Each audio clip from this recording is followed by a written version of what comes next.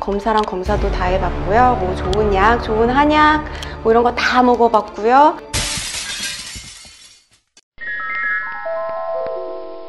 안녕하세요 여러분, 블링스입니다. 홍조가 생기면 피부 안쪽에서부터 열이 발생되기 때문에 피부가 건조하고 모공이 넓어지고 노화가 금방 촉진되는데요. 저는 홍조를 겪기 전후 사진을 비교해보면 얼굴선이나 이런 피부 결이 많이 변해 있더라고요. 피부에 홍조가 있다는 건 일단 장벽이 튼튼하지 않다는 증거이기도 해요. 하지만 안면 홍조를 단순히 피부 문제로만 치부한다면 병을 더 키우는 일이 돼버립니다. 그래서 제가 지난 영상들에서 말씀드렸던 것과 같이 환경이나 음식까지 다 관리하셔서 생활 습관을 개선시켜 주시는 게 무엇보다 중요합니다. 그럼 홍조 피부에 절대로 하면 안 되는 것들 피부편인데요. 첫 번째, 스테로이드입니다. 저는 스테로이드 연고도 발라보고 약도 다 먹어봤어요. 정말 너무너무 심할 때는 주사로도 맞아봤거든요. 근데 스테로이드 그때뿐입니다. 무조건 더 심해지더라고요. 여러분, 스테로이드를 먹으면 빨갰던 얼굴이 금방 하얘지는 건 맞습니다. 하지만 홍조는 하루아침에 나아지는 게 아니기 때문에 피부가 하얘지는 경험을 하고 나면 안 좋다는 걸 알면서도 자꾸 먹게 됩니다. 그럼 장기 복용을 하게 되겠죠. 의사분들마다 다 의학 지식이 다르고 처방하는 약이 틀리기 때문에 어떤 분은 스테로이드를 사용해도 되고 어떤 분은 절대 사용하지 말라고 하세요. 환자 입장에서는 정말 어떤 말을 믿어야 할지 고민이 참 많죠. 제가 약을 먹어보기도 하고 끊어보기도 했는데 둘 다 해본 결과 스테로이드는 절대 드시지 않는 게 좋습니다. 제가 경험해본 결과에 의하면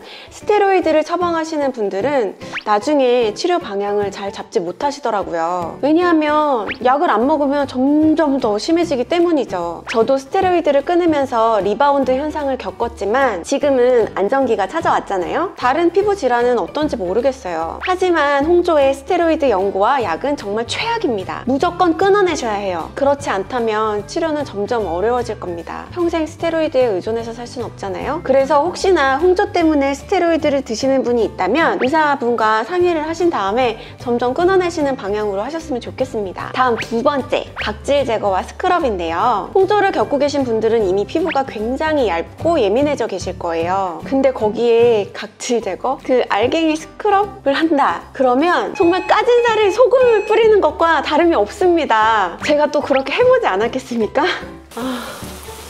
처음에 얼굴이 막 빨개지기 시작했을 때 자가 진단을 했어요. 이 피부, 내 피부가 왜 이러지? 그래서 인터넷에서 찾아보고 각질 때문에 그러는 줄 알고 스크럽젤을 사용했어요. 근데 피부가 진짜 난리가 난 거예요. 진물 나고 벗겨지고 그러다 접촉성 피부염까지 걸리게 됐거든요. 홍조 피부이신 분들은 피부 각질이 죽은 살껍질이라고 생각하시지 마시고 내 보호막이다 라고 생각을 해주셔야 돼요. 피부 안쪽에서 열이 나면 당연히 피부 껍질은 벗겨지게 됩니다. 그러면서 점점 피부 두께가 얇아지고 그러면서 더 민감하게 되는 거거든요.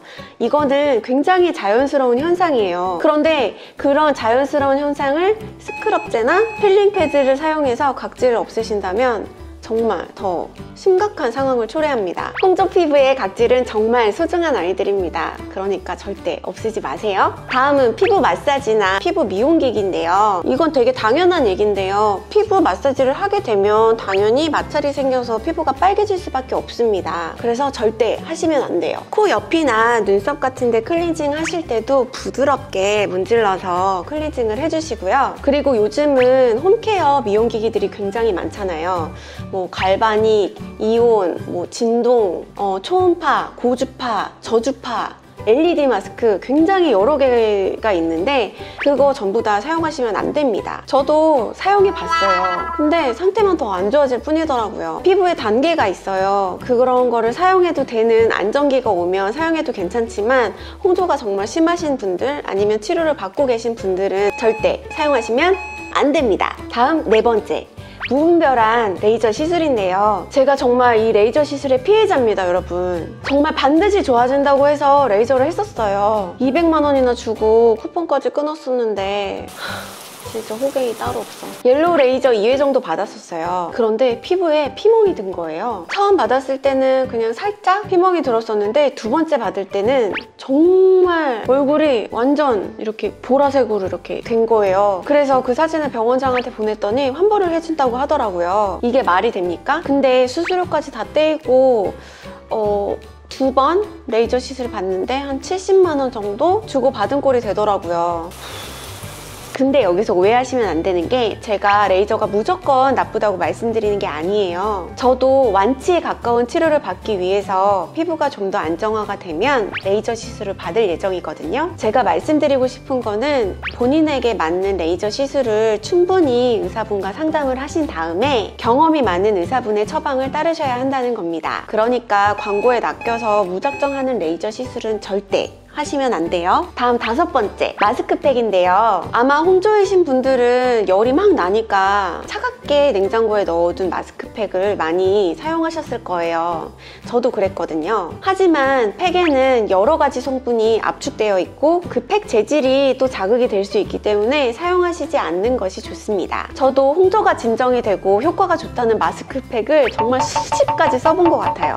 근데 그걸 쓰면서 금방 또 더 심하게 올라오게 되었거든요. 그래서 하나도 효과를 보지 못했습니다. 제가 예전에 한의원 다닐 때였는데 거기서도 홍조팩이라고 해서 냉장고에 차갑게 넣어둔 다음에 피부에 사용하는 걸 권하시더라고요. 근데 제가 이렇게 피부가 이제 좀 괜찮아지고 나서 생각해 보니까 사실 그거는 말도 안 되는 얘기예요. 왜냐하면 그렇게 차갑게 냉장고에 넣어놓고 나서 피부에 올리면 내 피부는 뜨거운데 차가운 게 갑자기 확 와버리니까 얼마나 자극이 되겠어요. 제가 지난 시간에도 온도 차이에 대해서 말씀드렸었죠. 밖은 춥고 안은 히터 때문에 더운 요즘 같은 겨울 날씨, 그거와 같은 맥락이라고 보시면 돼요. 팩을 하는 그때는 시원해서 열이 사그라드는 것 같지만 팩을 떼어낸 후에는 그거보다 훨씬 빨갛게 올라옵니다. 그리고 열이 정말 심하게 올라올 때는 그 팩 시트까지 금방 뜨거워지거든요. 그러면 결국 난로를 얼굴에 대고 있는 격이 됩니다. 여러분, 마스크팩을 사용한다고 해서 이미 늘어난 혈관이 줄어들진 않습니다. 그러니까 사용하시지 않는 게 좋겠죠? 그리고 식염수 팩들도 많이 하시는 것 같은데요. 사실 식염수 팩은 화장품 성분은 아니잖아요. 그 피부를 진정하는 효과가 실제로도 있기 때문에 저도 정말 심할 때는 몇 번 사용을 했었고 효과가 어느 정도 있었습니다. 하지만 그것도 계속 장기적으로 사용하는 건 권해드리지 않아요. 식염수 팩은 유통기한 짧다는 거 알고 계시죠? 그래서 용량이 큰 제품 말고요. 이렇게 간단하게 일회용으로 뜯어 쓸 수 있는 제품들이 있거든요. 그 제품들을 실온에서 보관하신 다음에 화장솜에 적시셔서 한 5분 정도만 붙였다가 떼어내시면 조금 괜찮아질 수는 있어요. 절대 냉장고에 넣으셨다가 쓰시면 안 되고요. 열이 좀 심하게 올라왔을 때는 저는 효과가 있긴 있더라고요. 하지만 얼굴에 뭔가를 이렇게 붙이고 있다는 것 또한 자극이 될 것 같아서 저는 나중에 하지 않았거든요. 다음 6번째, 자극적인 화장품인데요. 절대 쓰시면 안 됩니다. 저도 홍조에 좋다는 제품들 정말 많이 써봤는데요. 왜 사람이 아프게 되면 지푸라기라도 잡고 싶은 심정에 광고에 낚이게 돼요. 그래서 일이 더 커지게 되거든요. 저도 화장품 부작용을 크게 겪었던 적이 있는데요. 홍조 범위가 훨씬 더 넓어진 거예요. 원래는 양 볼만 좀 발그스름했었는데 화장품을 잘못 쓰고 나서 여기 관자놀이랑 이 턱 부분까지 다 이게 홍조가 굉장히 심하게 번졌거든요. 그래서 홍조 피부이신 분들은 정말 조심하셔야 되는 게 본인에게는 늘 다르게 적용될 수 있다는 걸 염두에 두시고 꼭 홍조가 있는 피부 근처에 테스트를 한 3일 정도 해보신 다음에 사용하는 걸 권장해 드릴게요. 그리고 쓰지 말아야 할 화장품에 대해서도 말씀드릴게요. 일단 알코올이나 에탄올이 함유되어 있는 스킨이나 토너는 사용하시지 않는 것이 좋습니다.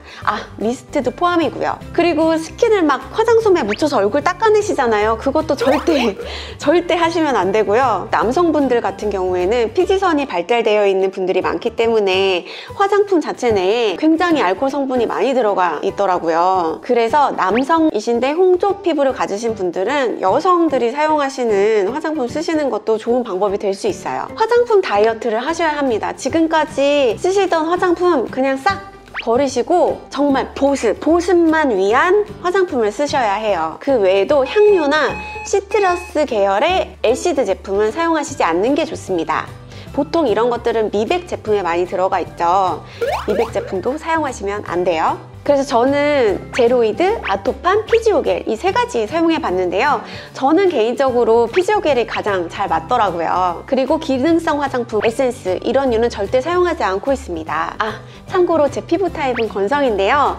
지성이신 분들은 크림보다는 로션 타입 추천해 드릴게요. 그리고 세안하실 때에는 미지근한 물로 세안을 해주시면 되고요. 사실 물 세안하는 게 가장 좋긴 하지만 자외선 차단제는 그냥 일반 물 세안으로 지워지지 않잖아요. 그렇기 때문에 겔 타입으로 된 약산성의 클렌징을 사용하시는 게 좋습니다. 그리고 홍조 피부이신 분들은 아무래도 파운데이션이나 이런 거는 하지 않는 게 저는 좋다고 생각해요. 그래서 저 같은 경우도 눈썹이나 입술에 포인트 메이크업을 즐겨하는 편인데요. 눈썹이나 입술 같은 경우에는 립앤아이 리무버 성분 좋은 걸로 사용하시면 돼요. 한 가지 팁을 알려드리자면 저 같은 경우에는 그 화장솜을 여기 눈썹 부위랑 입술에 딱 맞게 자른 다음에 거기다 리무버를 적셔줘요. 그리고 여기 한 30초 정도 올려두고 있다가 한 번에 이렇게 딱 닦이기 때문에 그러면 피부에 자극도 덜하고 여러분들도 한번 해보시면 좋을 것 같습니다. 절대 막 세게 문지르시거나 브러쉬 사용하시거나 스펀지로 막 이렇게 문질러서 지우시는 거 절대 하시면 안 되고요. 자,